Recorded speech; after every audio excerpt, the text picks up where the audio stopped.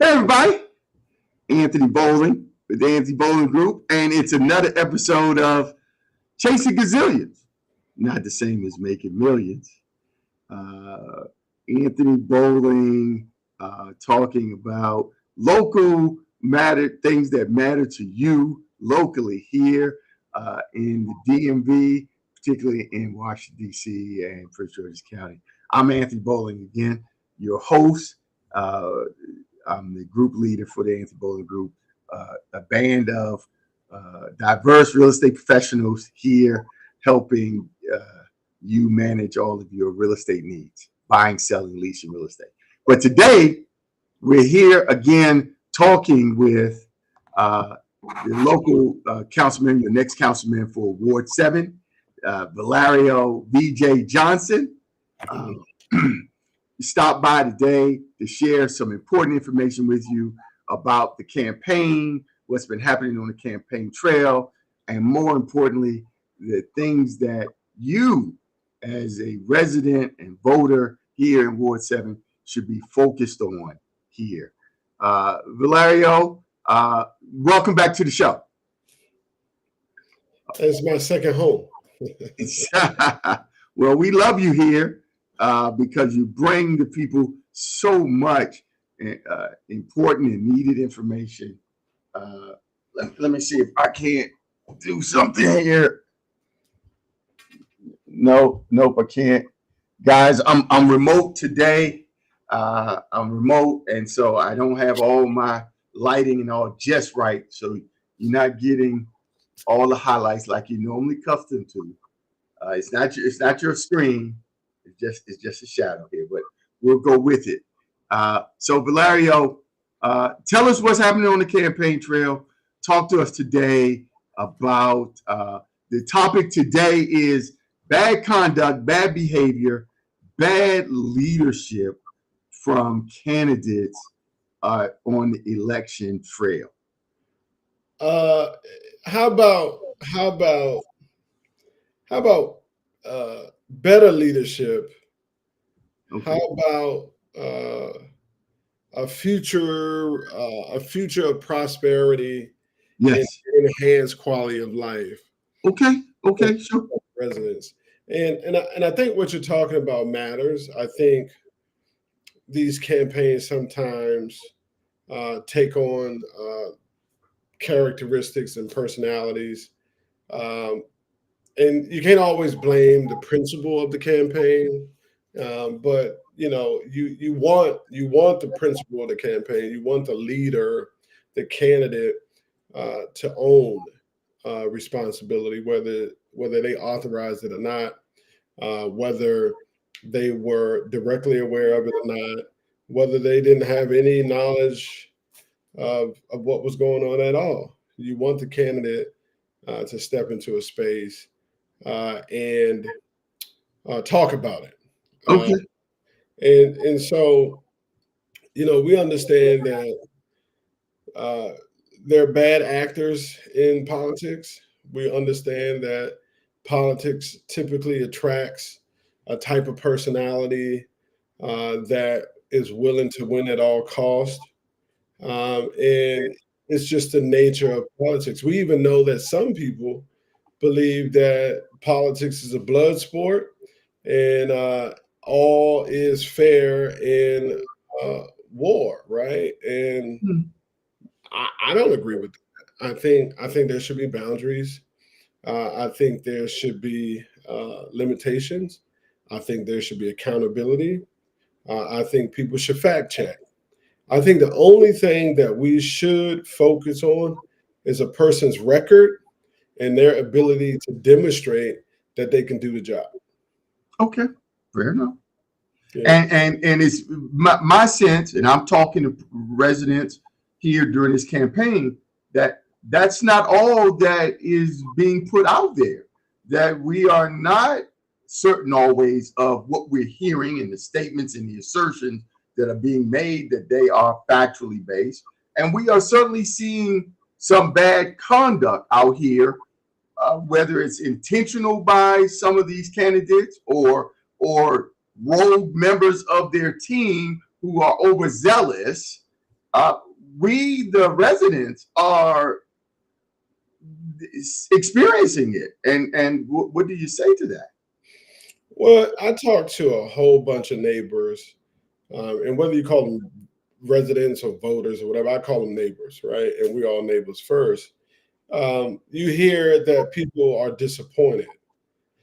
A lot of the chatter ends up in these social media spaces. But when you knock on people's doors, or when you pick up the phone and you call them, or you see them at the grocery store, or however you engage with your neighbor, uh, they express what their expectations are, and they don't expect you to solve the problem on the first go round. They don't expect you to really have all the answers, right? What they expect you to do is be trustworthy. What they expect you to do is to try and make the best decision that you can make that will improve the quality of life for everybody, because that's why they're paying you to go downtown and vote for them, because they have to worry about their life, right? They have to work two jobs, they have to take care of their children, they're in college, they're working through life's challenges, they're in recovery. Whatever the person's issue is, they're taking care of the aging parent, they're dealing with health issues. Whatever their issue is, it's bigger than them being overly consumed uh, with the real work of going downtown and advocating for them. So they need to trust that you will do that.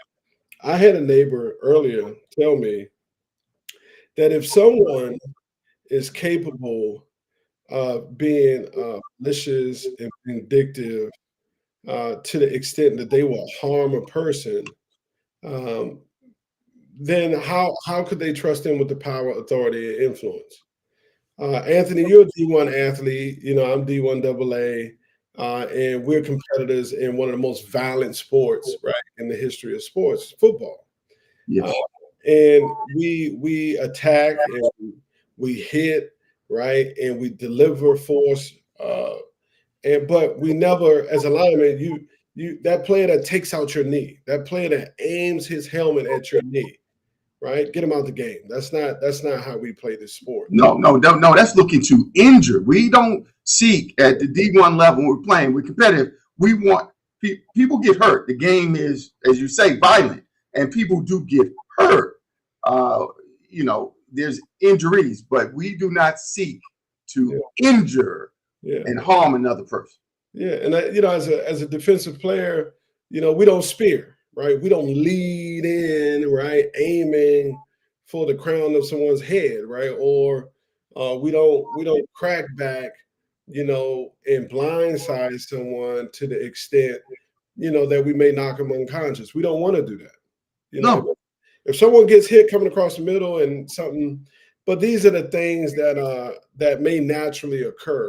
And sure, what I'm saying is, in politics, some things happen organically, and you need to address them. And then some things happen intentionally, and you need to distance. You need to speak on it. You need to condone it, right? You don't need to condone it. Which word is it? You don't need to condone it, right? you need to condone bad behavior. We, You do or we, you don't. we don't condone. No, we We, don't condone bad behavior. Yeah, yeah, no, we don't. We yeah, don't. yeah. You need to speak on it. That's So right. That's right. yeah, So, we what do you say to your team and your staff then about the notion of we're competitive against these other persons, but we are not enemies? That come election June 5th, you've won, you are now the council person. You mentioned the word neighbors. All these persons, whether they're voters or they're on your staff or the other opponent's staff, these are our neighbors here in Ward 7.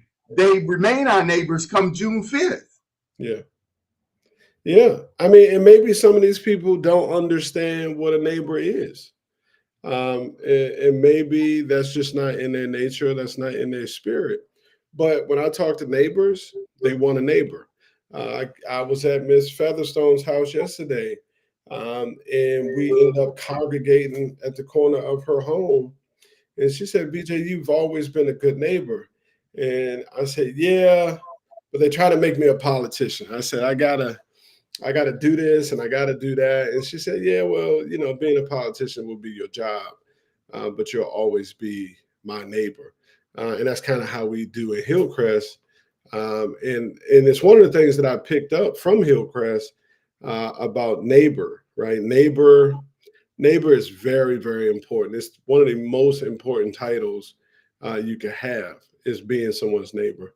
And what that means is, as a neighbor, you are looking out for the person to the left of you, the person to the right of you, and the person in front of you, and the person behind you, especially if you share an alley, right? So neighbors look out for each other. And what I've learned about neighbors, it's a level of intimacy and trust, because you see people in their most vulnerable spaces in their home. You come out the house one day in your robe to take out the trash. You don't want nobody taking pictures of you and then posting them on social media with your bonnet on, or your robe and your fuzzy wuzzy slippers, right? You want to be able to go take the trash out in peace, or you want to be able to walk, from your back of your house to your garage in a tank top, or you want to be, you know what I'm saying, like your home, being we don't want to violate people's rights to enjoy who they are in the neighborhood and who they are as people. And I think this campaign season, if we don't step up and speak out on it, it could get even worse. And that's why I'm taking the responsibility as a senior statesman in this campaign, to pick up the phone and talk to all the candidates. And while I don't know who exactly is responsible for what, I'm saying cut it out, because just because someone destroyed your yard signs or your advertisements that was paid with taxpayer dollars doesn't give you the right to try to hurt someone personally. You didn't pay for those signs anyway. The taxpayer did, the neighbor did, the voter did. So those signs ain't yours in the first place. Yeah, yeah, but let the people know though, VJ, because I know you're a humble man. I know you're a man of faith, but they need to know that your campaign is not taking tax dollars. Your campaign and what the taxpayers out here are experiencing is coming from the people who are Yeah, donating to you, who are giving you, but you are not taking taxpayer dollars. And yeah, so when your signs, come on now, let's be honest, your signs have been vandalized on private property. You've had to call the police in. Your signs have been with the graffiti and torn down, yeah, and, yeah. and no one except for that one candidate who came up and like your sign was taken out of someone's yard, cut down, and Right. then the next day his sign showed up in the same space. Yeah. Yeah. I mean, yeah, it's some of that going on. And yeah, our donors, they do contribute out of pocket. We are not taking government finance. And I think it's irresponsible for a future council member to do so, especially when the executive is asking all of us to participate in a shared sacrifice. I was at a rally today where the executive cut $300 million, which is called the Pay Equity Fund, which is responsible for early childhood educators making more money. Right, they are minimum wage earners, and they do a really important job for our families by taking care of our young children. And over 400 or 500 people showed up today, and we all stood in solidarity to demand that money comes back. But here it is, you have people in this race, using taxpayer dollars to fund their own political 5 ambition. million taxpayers dollars.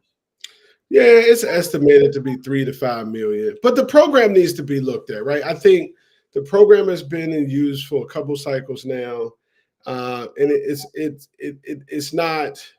I think people had the right intention. You want to give the activists or the everyday Joe an opportunity to enhance the voice of the people that he or she talks to. But think about this like this, uh, brother Anthony. You have incumbent council members now using the Fair Elections program. So the incumbent council member is not the average Joe, right? You already have the power, authority, and influence of the office. So why do you need to use taxpayer financing Mm. on your campaign, right? You mean incumbent council members who have established relationships with the business community and other resources of monies Yeah. are getting those monies coming into their campaign, and then on top of that, getting a 5-to-1 match off taxpayer dollars. Yeah, yeah. So it's not a right thing. I don't like it, and most people who learn about it, they don't like it either. Sure, So sure. yeah. Okay. Well, again, Valerio, we appreciate you coming out. Hey, let us share with the audience how people can, and speaking of campaigns, how people can, right here, how they can donate and support your campaign and volunteer and find you. They can just scan the QR code. Well, that's odd the way that line comes up in the middle like that. But but look, did you see that little whirly? Yeah, right there. Look, Anthony, for those who get our newsletter, my statement about this is going to be in the bridge. But I want to read something to your audience, and we're going to put it on the official campaign letterhead and post it all throughout social. Please. Yeah, sure. So I wrote a piece, it's short and sweet, and it reads, Eagles. Eagles are symbols of power and grace. They embody the embodiment of vision and transcendence. Just as an eagle sees beyond, we must rise above petty politics. We must allow our legacy not to be one of rivalry, but of care and empathy for our neighbor. As leaders, we must uplift, not tear down. In pursuing Ward 7's prosperity, let us resist the urge to harm and instead focus on serving with civility and compassion. Our actions now will shape the future that we promise to deliver. Our goal is to lead, not to destroy. As we embrace this journey of growth, evolving into leaders of wisdom and integrity, our Ward 7 future demands ambition and selfless dedication to uplift and power. Let us soar like eagles, guided by a vision and maturity to create a community of prosperity and well being. May our actions speak of leadership that serves all with honor and grace. Wonderful. Fantastic. Everybody, that's Valerio VJ Johnson, your next Ward 7 councilman. Keeping it real, giving you real answers that we need here for the improvement and movement of our ward here, Ward 7, moving it forward. Valerio, thank you, the brother. Hillcrest tomorrow. Hillcrest Forum tomorrow, 1:30 p.m. at the Pennsylvania Avenue Baptist Church. Okay. We will have another forum. We expected to have close to 300 people in attendance. People can sign this QR code right here to find you and find out more information how to register and come and attend that event tomorrow. Yeah. We could do that. Yes. So tomorrow, 1:30. Matter of fact, in an hour or two, I'll be at Kimball doing a teacher appreciation event. Kimball's right off Minnesota Avenue, Minnesota and Eli. I'll be there. But we're working, man. We're knocking on doors, we're making calls, we're sending text messages, we're sending emails. But most important, what I do better than any other candidate in this race, I show up and I'm where you are, and you know where I'll be. And that's not just asking you for a vote. That's doing the work. That's doing the work of being a neighbor council member. I like that, Anthony. We moved from community man to neighbor council member. How about that? Neighbor councilman.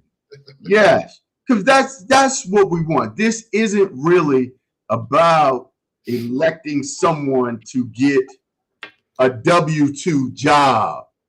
We as residents have the opportunity to elect someone who carries with him the responsibilities and the burdens of all the residents here of Ward 7 on his shoulders to go down and lobby, fight, advance on our collective behalves,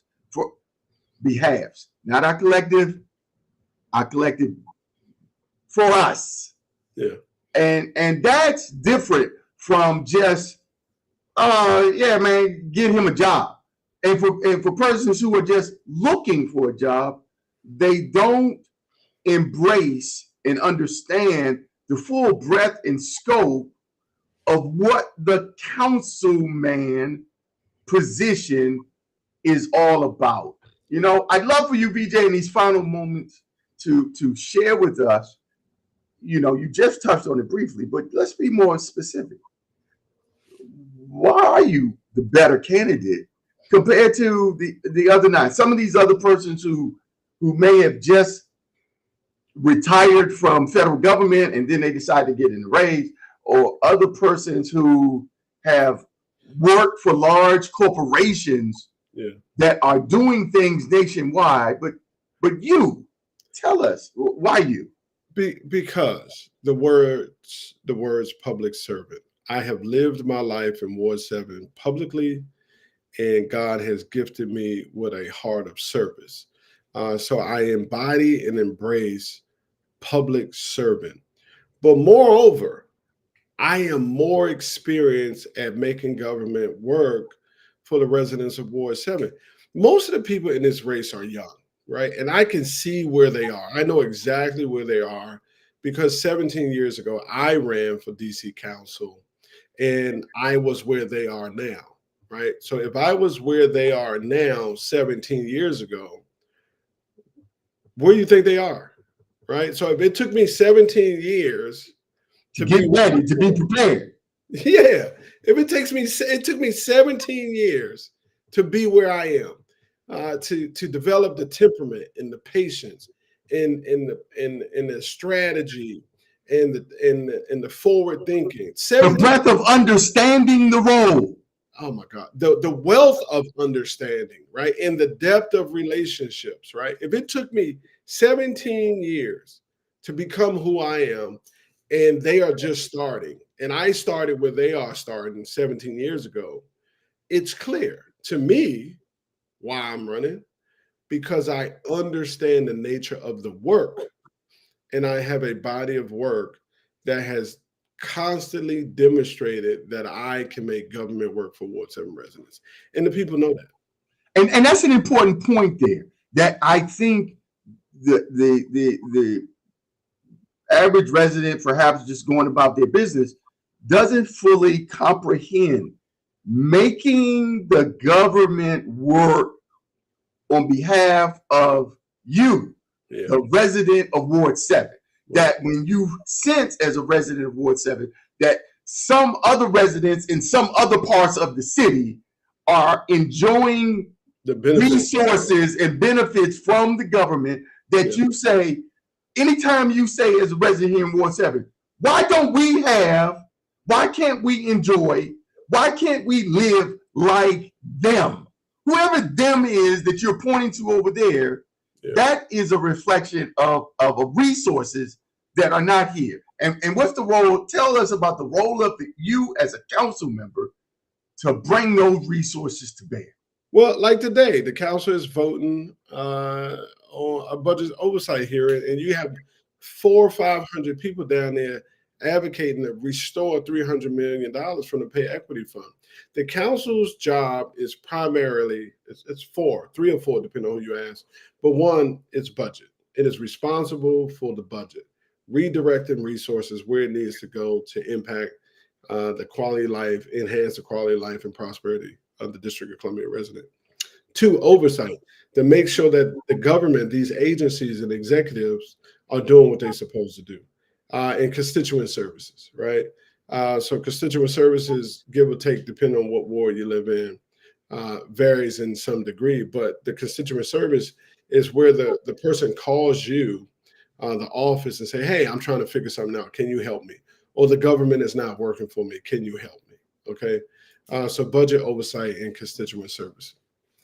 And sometimes it's four. I'm having a senior moment right now. But the two primary ones is oversight and budget, and then Yes, constituent service. exactly.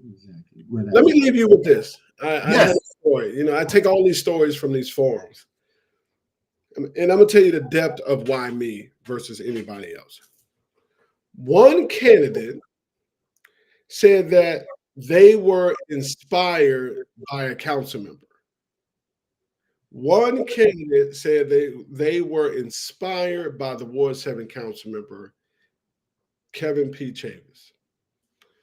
And when I look back at where I am and where they are, while that council member was inspiring that candidate who was still in school, that same council member was calling me to ask me to help organize young people for him. Yes. You got to say it again because people might have missed their blessing right there. Hey, I'm not saying we in church, but sometimes you missed it, and it goes right over them. Make it plain for them, Brother John. Make it plain for them. I'm just saying, some people were in elementary school, middle school, maybe even college when I started working with council members to deliver resources to Ward 7. That's right. Yeah, that's right. And we value the persistence. We value the consistent effort. Yeah. And people you can't overlook this point, everybody. Yeah. Consistent, persistent work in the community on behalf of who? You, the residents of Ward 7. Yeah. Doing it. Yeah. Without a title, doing it and serving, and now looking to do more for Ward 7. Yeah. Yeah. We had your banner up there, how people can find you and join you. Look, VJforward7.com, VJFORWARD7.com. Look, the ballots are on their way to your mailboxes. Just pick them up. My name pops out to you. It's easy to recognize on the ballot. I am number 4, and the name is just consuming the space. Valario VJ Johnson II. Just circle the bubble. And on May 10th, you'll be able to put into the Board of Elections designated drop boxes throughout the community. But the last day to vote is June 4th. And I think I can start voting now. If mine came in the mail today, you can grab it, vote, seal it up, put it back in the mail. But I wouldn't put it back in the mail. I would put it in the drop box. In the drop box. Yeah, okay. Yeah. I would fill it out, and I would if I was you, if I was a voter, I would. You are a voter. You are a voter. You're gonna vote for yourself. I am going to vote for myself because I'm the best person in the race. So what I'm gonna do is fill out the bubble, and I'm gonna look at the rest of it. I'm gonna select these other people, and I'm gonna close it up, and I'm gonna hold on to it, and then I'm gonna call. I'm gonna say, "Hey VJ, I voted for you," and then I'm gonna take it to the drop box. And then guess what I'm gonna do? Guess what else I'm gonna do? Tell me. Hey neighbor, I voted for VJ. I'm gonna tell my neighbor what I did. I'm gonna tell my neighbor what I did because I'm proud to do it. Because I'm proud of what I did. Yeah, exactly. This was a vote to help us as residents of Ward 7. This is a vote to move things forward. Yep. Yes. Yep. Vote for Ward 7. Yep. A vote for Ward 7. All right, everybody. This is Valario VJ Johnson, your next Ward 7 candidate. And I am Anthony Bowling with the Anthony Bowling Group here on another episode of Chasing Gazillions. Ain't the same as making millions. I love it. Look out for the mailers. We got mailers. We're going to get these mailers out. Look out for these mailers. And I really like these, man. These are really, really nice, man. Very professionally done. Speaks to what we're going to do. People know they can expect. But look out for the mailers in your mailboxes. Excellent. All right. All right. DJ. Bye-bye. Great time. All right.